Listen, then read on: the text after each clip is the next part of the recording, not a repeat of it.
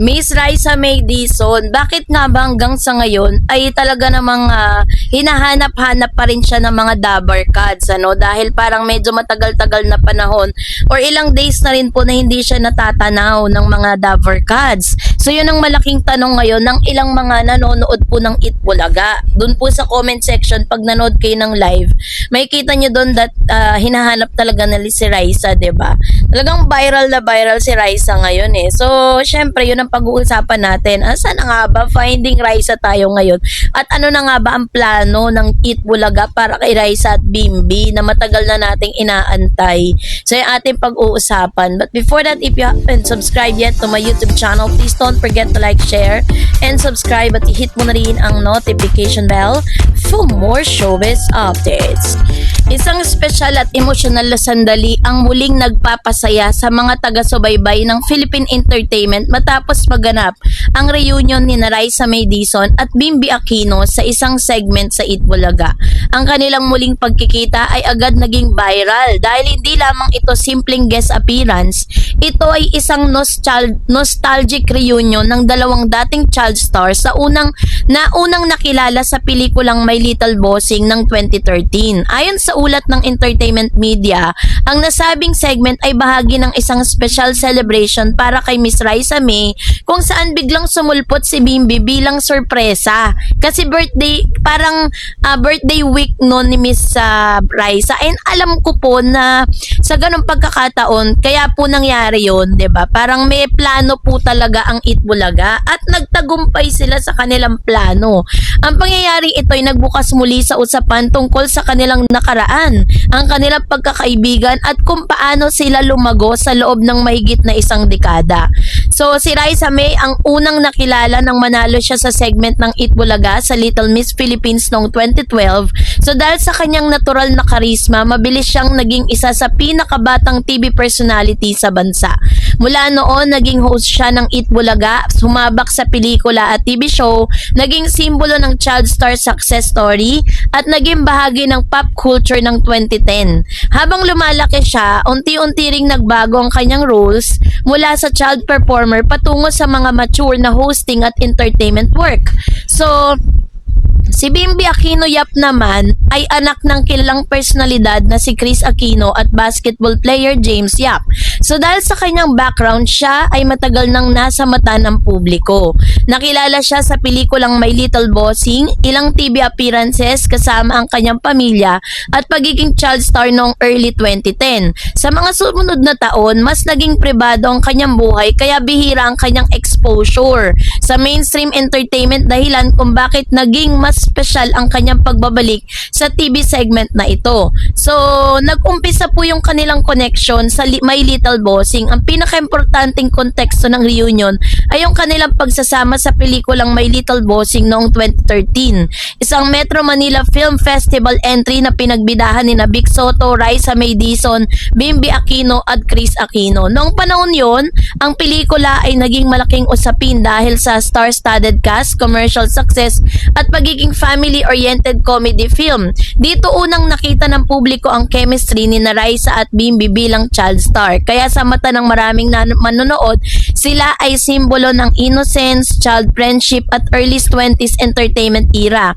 So, sa ulat na naganap, ang reunion sa isang Eat Bulagay segment kung saan si Raisa May ay ipinagdiriwang habang ang ongoing ang programa. Nagkaroon ng special performance, may sorpresa mula kay Bimbi at naging emosyonal ang atmosphere sa studio.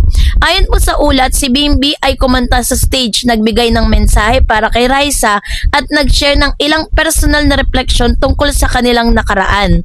Ang audience ay nag-react, nagpalakpakan, nagsigawan at emotional cheers. So dahil dito, naging malinaw na ang segment ay hindi scripted drama kundi isang natural na reunion moment. So isa sa mga naging sentro ng usapan ay ang emosyon na nakita sa pagitan ng dalawa. Ayon sa report, nagkaroon po ng pag-aala-ala sa kanilang childhood experience na pag-usapan ng matagal na pagkawala ng communication at muling pagbabalik ng memories ng kanilang unang proyekto. So doon po sila doon nagsimula ang lahat. Kaya hanggang sa ngayon ay nagba-viral pa rin at marami pa ring mga fans ni Raisa May at saka si Bimbi ang naghahanap sa kanilang presence. Ngunit ang pinakamalaking tanong, bakit po hanggang sa ngayon ay hindi pa rin po natin nakikita si Raisa May at si Mr. Bimby Aquino Yap sa Itbulaga? Base po sa ating research, si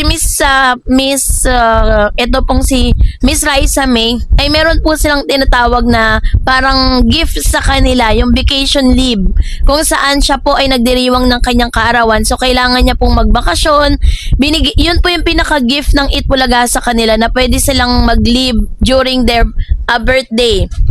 Lahat po sila ginagawa, even Maine Mendoza, lahat po ng mga host na nandun, they are giving them the chance or a privilege na magbakasyon tuwing birthday po nila. So, kasi nga 'di ba, parang ilang taon na rin si Miss Raisa May. So, yun yung ganun yung isa sa pinaka biggest reason.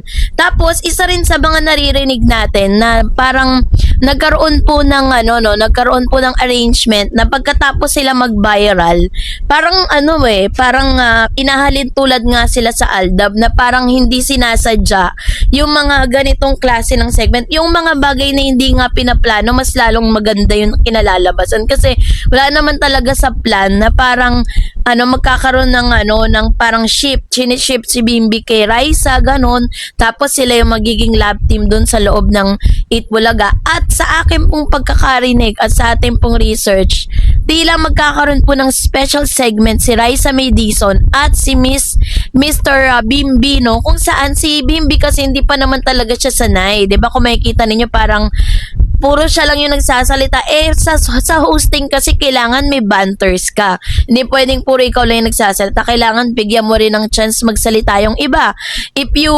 Kung naging observer po kayo, or kung naging observant po kayo, doon po sa kanyang pag-guest, diba? Parang salita lang siya ng salita, hindi niya binibigyan ng chance yung iba na magsalita. Na hindi po ganun yung klase ng hosting na meron ng Itbulaga. Kailangan po batuan sila ng mga dialogue, 'di ba? Nung kanilang mga sasabihin, kailangan makakasabay ka sa mga jokes, makakasabay ka sa flow ng programa. So, this time si Mr. Bimby po parang nasa proseso po siya ng training. Kahit na sabihin na natin siya po ay anak nitong si Miss Chris Aquino na tinaguri ang Queen of Talk, kailangan niya pa rin mag-undergo ng training, no? Para po talagang makasabak siya dito po sa dito po sa programa na ito. Kasi syempre, parang kapag ganun nung magiging style mo doon, hindi magiging ganun ka-effective yung hosting hosting skills. Kailangan talaga is sumailalim ka sa masusing pagsasanay. Kailangan panoorin mo kung paano sila nagbabatuhan ng mga script, paano sila nagbabatuhan ng mga sinasabi, paano sila pumapasok, or timing sa jokes, ganun po yun.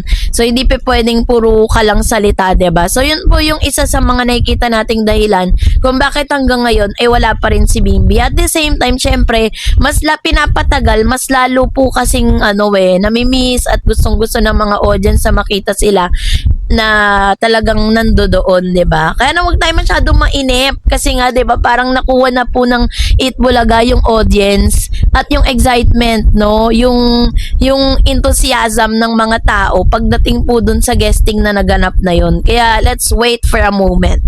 Okay, so kayo po, anong niyang saloobin patungkol dito, mag-comment kayo sa comment section. And that's it for today. For more videos and updates, please don't forget to like and subscribe, and please don't forget to follow my Facebook page, Dar Eds TV and Dar Eds channel. God bless everyone.